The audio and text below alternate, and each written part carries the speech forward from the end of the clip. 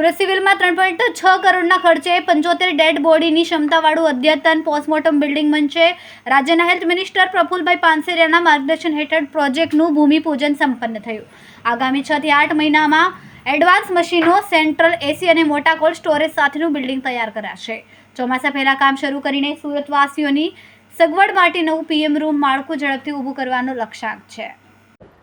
નમસ્કાર. આજે સુરત સિવિલ ખાતે આપણા માનનીય હેલ્થ મિનિસ્ટર શ્રી પ્રફુલભાઈ પાનસેરિયા સાહેબજીએ જે 21 દિવસ પહેલાં સુરત સિવિલની મુલાકાત કરી હતી, એમાં એના માર્ગદર્શનના ભાગરૂપે એવું નક્કી થયું હતું કે એક પોસ્ટમોર્ટમ રૂમ બહુ જ સારી વ્યવસ્થા સાથેનો, જેમાં વધારે બોડી આવી શકે એવો એક પોસ્ટમોર્ટમ રૂમ જોઈએ. તો છેલ્લા 15 દિવસની અંદર જ 3.6 કરોડના ખર્ચે સુરત સિવિલને આટલી મોટી જગ્યામાં પોસ્ટમોર્ટમ રૂમ બનાવવાની પરમિશન અપાઈ છે અને એમાં 75 જેટલી ડેડ બોડી અંદર સ્ટોકમાં રહી શકશે અને એની સાથે સાથે એડવાન્સ પીએમ રૂમ, વ્યવસ્થિત બેસવાની વ્યવસ્થા, અંદર સ્ટોરેજ, અંદર ઘણા બધા અદ્યતન મશીન અપાશે. અને અમારી સાથે અત્યારે ડીન ડૉક્ટર જયેશ બ્રહ્મભટ્ટ સાહેબ, અમારા આરએમઓ ડૉક્ટર કેતન નાયક, નર્સિંગ એસોસિએશનના વાઇસ પ્રેસિડેન્ટ ઇકબાલ કડીવાલા તથા હેડ ઓફ ડિપાર્ટમેન્ટ ફોરેન્સિક વિભાગના ડૉક્ટર ચંદ્રેશ ટેલર બી જોડાયા હતા અને સમગ્ર સ્ટાફ સાથે અમે આ પૂજા કરી હતી.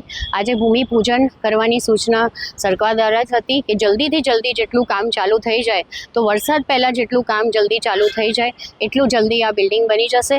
ટાર્ગેટ એવો છે કે 6 થી 8 મહિનામાં આ બિલ્ડિંગ બની જાય, જેથી કરીને આપણા સુરતના વાસીઓને, સુરતના લોકોને તકલીફ ના પડે અને એક પોસ્ટમોર્ટમ રૂમ મોટી વ્યવસ્થા હોય તો બધાને એક કમ્ફર્ટ બી રહે અને સારી રીતે ડેડ બોડીઝ બી રિસ્પેક્ટફુલી રહી શકે.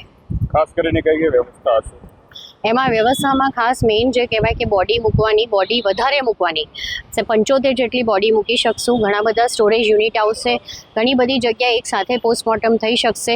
પ્લસ અંદર સ્ટોરેજ રૂમ અને એ બીજી બધી કોલ્ડ સ્ટોરેજ ને પ્રોપર એસી સાથેનું હશે, મોકળું હશે, વ્યવસ્થિત બધાને સ્પેસ મળશે. તો આ રીતની એક વિશાળ રીતે પોસ્ટમોર્ટમ રૂમ બનાવવાનો છે અને ખાસી મોટી જગ્યામાં છે, એટલે તમે જોઈ શકો છો.